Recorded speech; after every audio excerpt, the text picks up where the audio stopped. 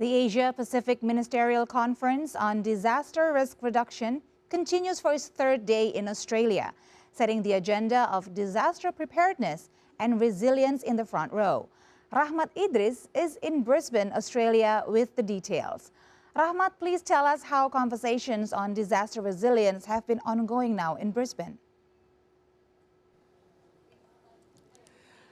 Yeah, well, conversations and dialogues have been quite fruitful and insightful here at the Asia Pacific Ministerial Conference on Disaster Risk Reductions taking place here at Brisbane Convention and Exhibition Centre in Brisbane, Australia, with the participations of nearly 4,000 delegates comprising of government officials, ministerial representatives, and also local communities and private sectors, media, journalists alike. They've all convened here and deliberating, and these delegates have raised specific issues in line with the main theme that have been raised throughout the conference, which is from crisis to resilience.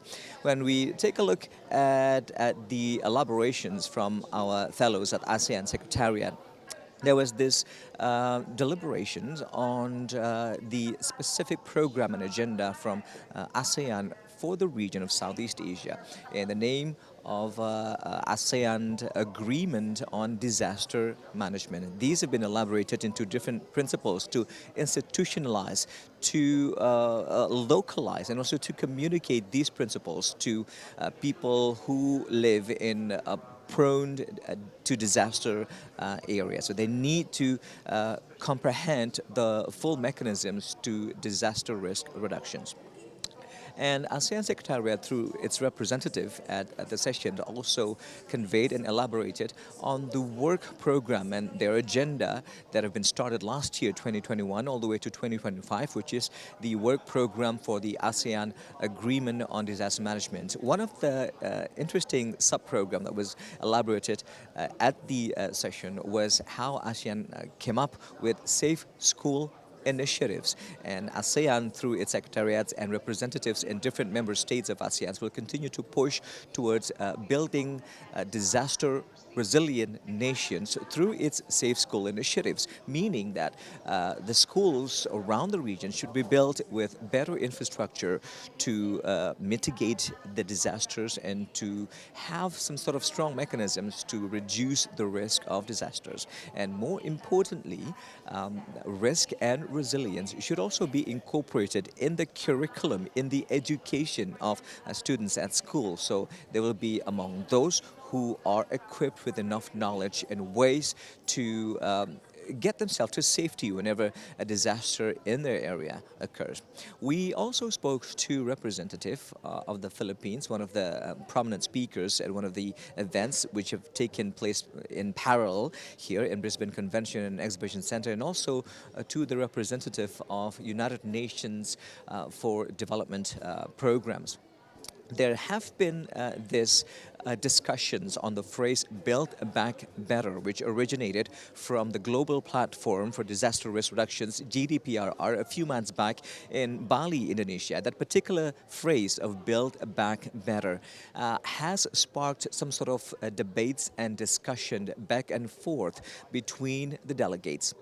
Some of them would agree on that particular phrase of build back better, but some would not. Some would just revert to build now, or either build back stronger, and some would just eliminate the back and stronger, but rather build for the future, meaning that these delegates would agree that the recovery process for the people, for the livelihoods in the disaster-affected area should not take place at the same place, bringing up the issue of relocation, which in the case of Indonesia has been quite a complex matter, as we know that in many different areas that have been affected by disasters, relocations involves, if not thousands, tens of thousands disaster-affected citizens. And in the case of Indonesia, a lot of the citizens have been relocated to a safer zone, however, albeit slightly distant from their origin of livelihood.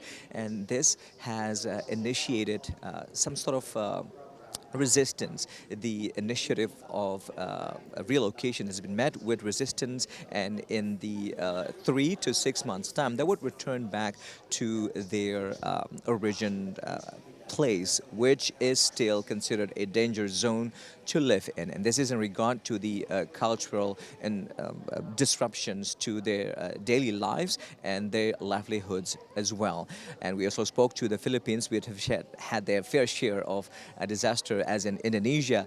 We would face plenty of disaster threats from the land. We would have landslide, we would face with inundation, floodings, and also earthquake and volcano. As in the case for the Philippines, the threat would come from the sky in the form of hurricane and also a typhoon. And lastly, the one key thing that we can just sort of become a takeaway from the deliberations was that how these participants would agree that disaster risk reductions is highly essential to avoid disruptions to key drivers to economy and social life, meaning that they have to be able to come up with multifaceted and also tailored solutions to the problems.